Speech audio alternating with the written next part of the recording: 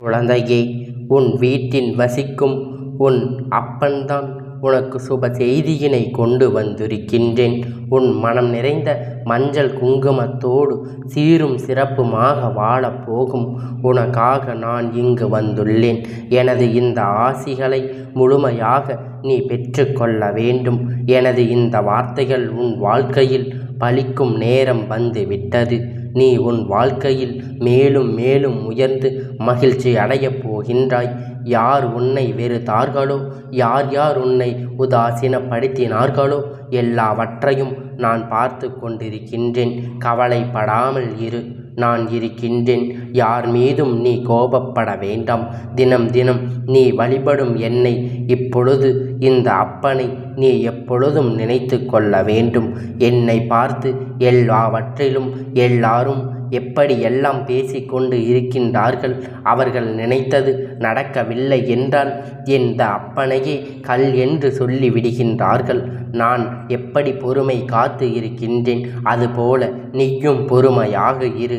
உனக்கு வரும் அனைத்து சக்திகளையும் உனக்காக நான் ஏற்படுத்துகின்றேன். உனக்காக வரும் அத்தனை பிரச்சனைகளையும் நீக்கி உனக்காக நல்லவற்றை நான் ஏற்படுத்தி தருகின்றேன்.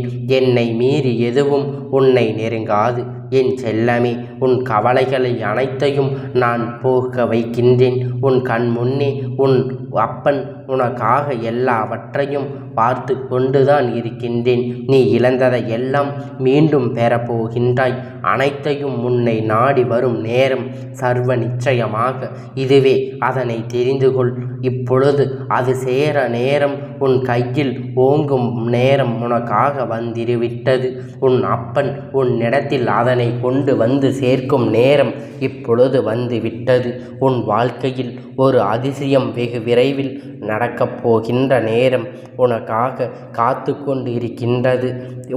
அப்பன் இப்பொழுது இதனை சொல்வதற்கான காரணம் புரிகின்றதா?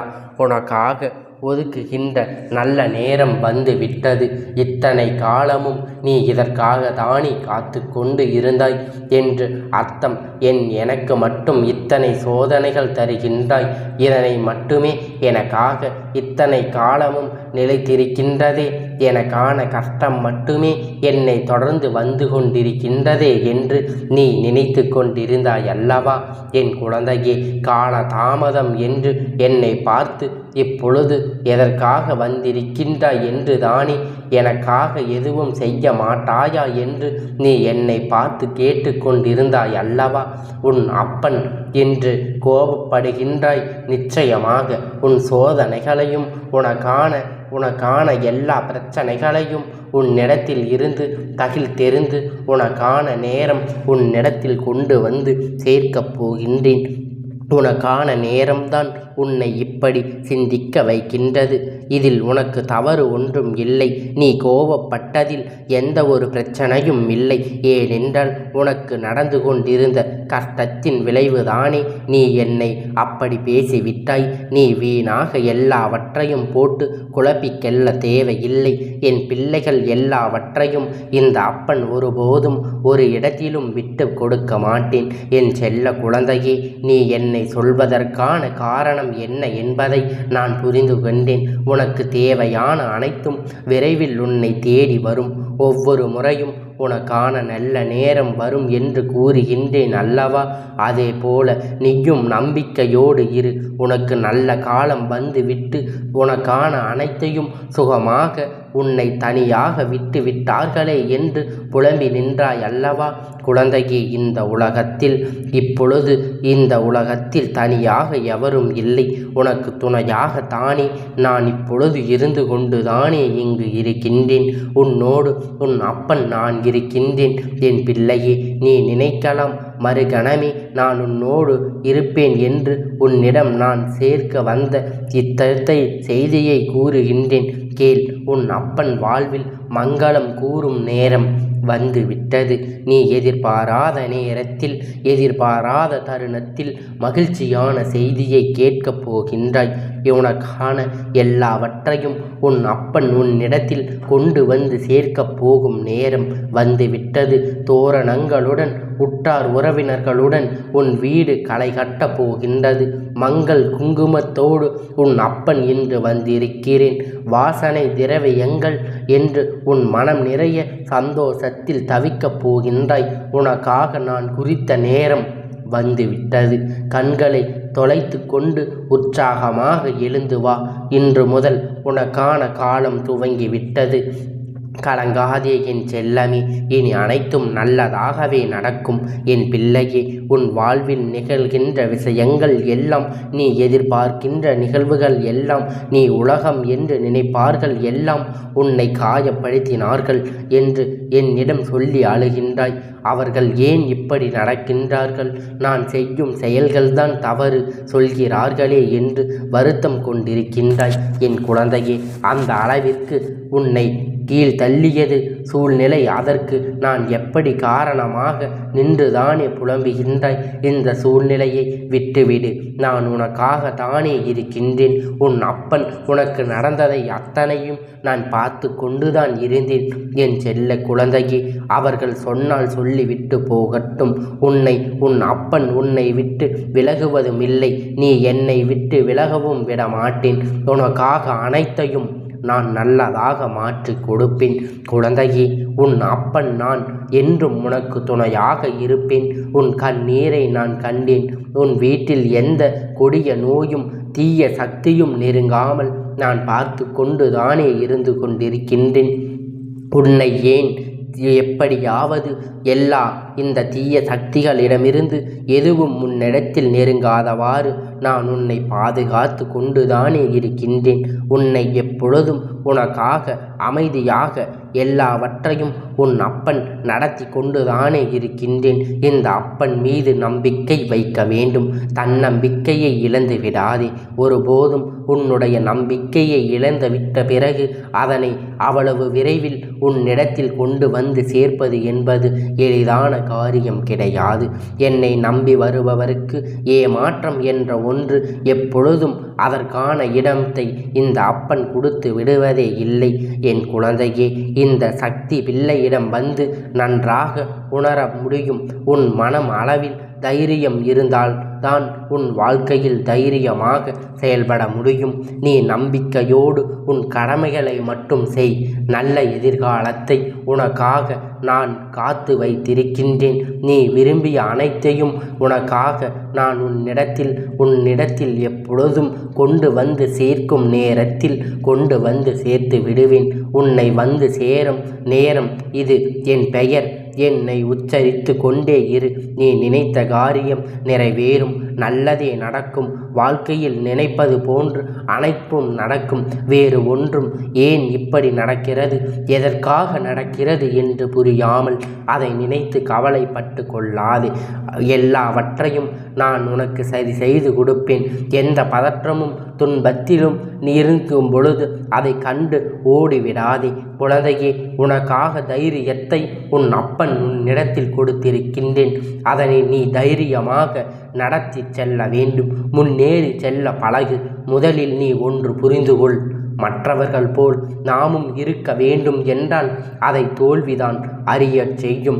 நீயும் நீயாக இருந்த போதும் ஒருபோதும் தோல்வி என்ற பேச்சுக்கே இடம் இருக்காது. எதையும் நினைத்து பயப்பட தேவையில்லை. உன் அருகில்தான் உன் அப்பன் நான் இருக்கின்றேன் அல்லவா? உன் வேண்டுதல்கள் நிச்சயமாக நிறைவேற்றி தரும் நேரம் வந்து விட்டது. அதற்காகத்தானே நீ காத்திருக்கின்றாய். அதற்கான காலம் கூடி வந்து விட்டது. நல்லதை நடத்தி கொடுக்கும் நேரம் இப்பொழுது. நீ வலுவான விதைக்கும் வரம்புகளற்ற சதைக்கும் இடையே பயணித்து கொண்டிருக்கின்றாய். நடக்கும் சூழல்கள் எல்லாம் விதி என்று நினைத்து கொள்வதால் அல்ல, அடைத்தவர்களின் சதி என்ற எதிர் போராடுவதால் என்ன தீங்கு உனக்கு இன்று புரியவில்லை அல்லவா? இப்பொழுது இந்த சூழ்நிலையில் நீ செய்வது என்னவென்று தெரியாமல் செல்லும் இடம் உன் அப்பன் ஒன்று.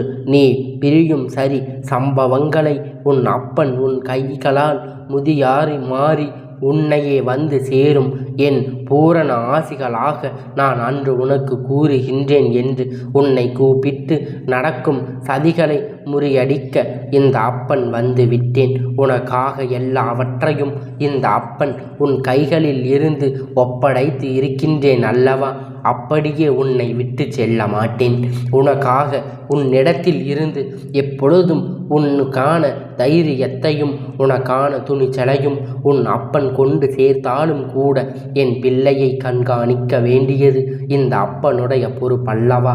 பேச்சுக்களையும் செய்கைகளையும் உன் முன்னால் மற்றவர்களால் நடந்து கொண்டிருக்கும் உன்னை எரிச்சலூட்டும் உன்னை கோபப்படுத்தும் விஷயங்கள் அடுத்தவர்கள் உன் முன்னால் செய்து கொண்டுதான் இருக்கின்றார்கள்.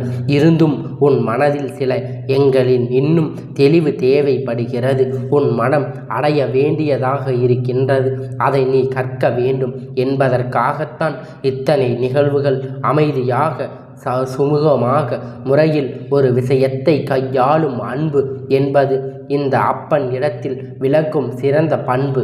உனக்காக எதிரான சதிகளும் விதிகளும் எத்தனை நடந்தாலும் முதலில் நீ பதற்றப்படாமல் பயம் கொள்ளாமல் இருந்து எப்பொழுதும் போராடு. உன் சாமர்த்தியத்தை காட்டுவது இரண்டாவது பட்சம். முதலில் நீ எப்படி சுகமாக தீர்ப்பது என்பதை யோசி.